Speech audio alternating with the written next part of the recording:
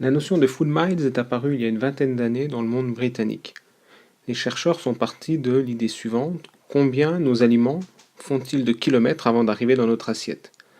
Alors certains produits, tels les ananas, ne peuvent provenir que du monde tropical, mais il y a plein d'autres produits qui pourraient être produits justement localement. Alors un exemple connu, c'est l'exemple donc d'un yaourt aux fraises qui a été donc vendu à Stuttgart en Allemagne.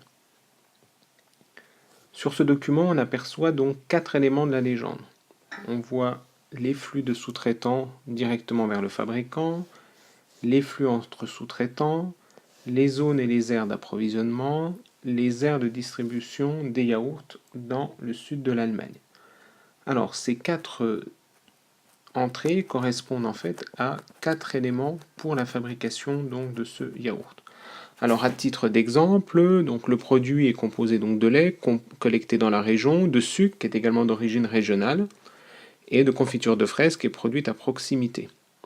Mais cette confiture est faite à partir de fruits qui viennent de Pologne, pays où la main-d'œuvre est moins chère. Le conditionnement implique également la production de pots de verre, de couvercles en aluminium, de cartons d'emballage. Donc le verre est fabriqué à une centaine de kilomètres à l'est de Stuttgart, mais le sable pour sa fabrication provient de la région de Cologne.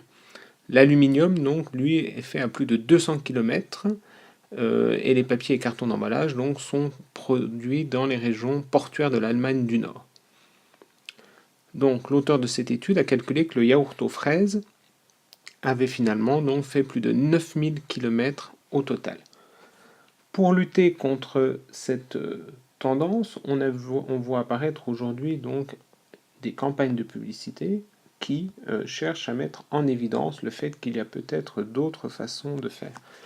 Sur cette image, Traveling Fruits Cause Pollution, on voit bien effectivement que le fait de transporter des produits sur des distances très longues peut être extrêmement polluant. Donc, au lieu de la notion donc, de food miles, on voit apparaître aujourd'hui donc d'autres notions, comme la notion justement de local food, le fait d'utiliser la nourriture locale, ou du moins d'utiliser ce qui est produit à proximité.